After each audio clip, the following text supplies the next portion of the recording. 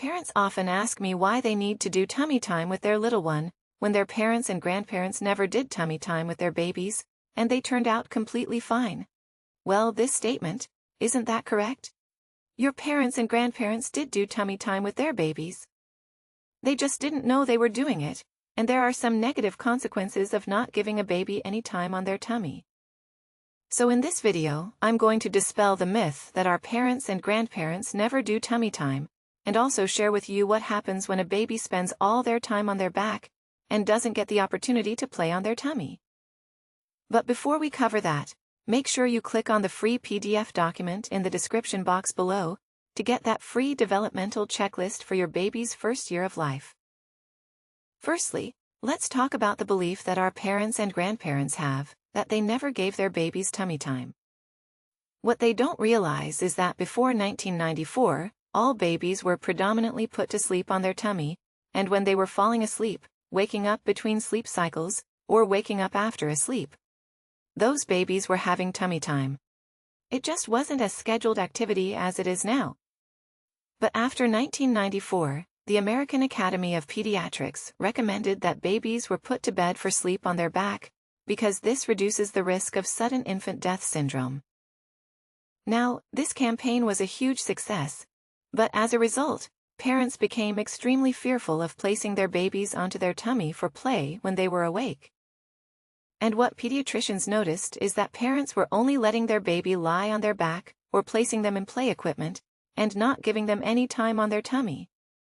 And as a result, they were seeing an increase in number of babies presenting with positional plagiocephaly. So positional play is when there is a flat spot that develops on the back of a baby's head, and this happens because the baby's skull bones are extremely soft.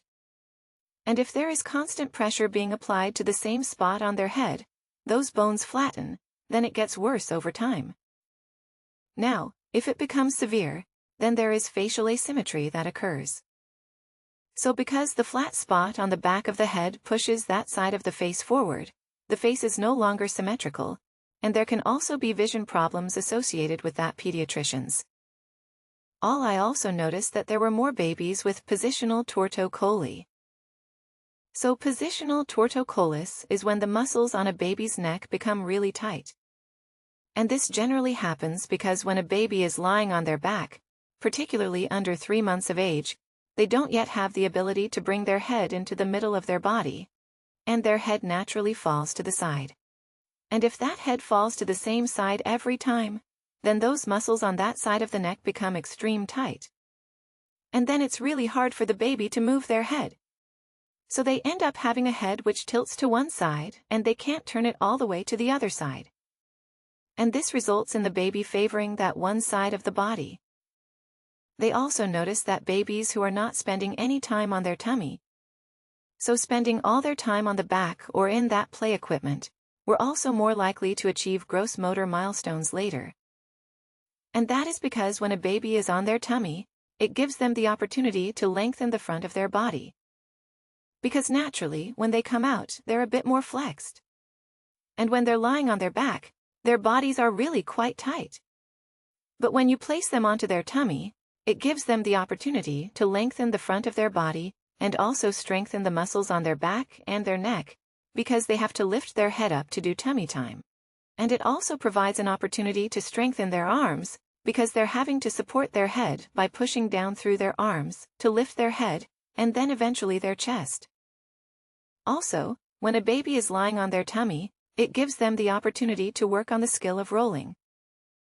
It is through tummy time that a baby learns to firstly shift their weight from one side to the other and then roll over. So if they aren't given this opportunity, then they are more likely to achieve those gross motor milestones later in their first year of life. Now, it is because of these observations that the American Academy of Pediatrics actually adjusted their recommendations. So they still continue to recommend that babies are placed on their back for sleep to reduce the risk of SIDS, but they also recommend tummy for play. And that is how tummy time itself became a kind of scheduled activity that parents were encouraged to do.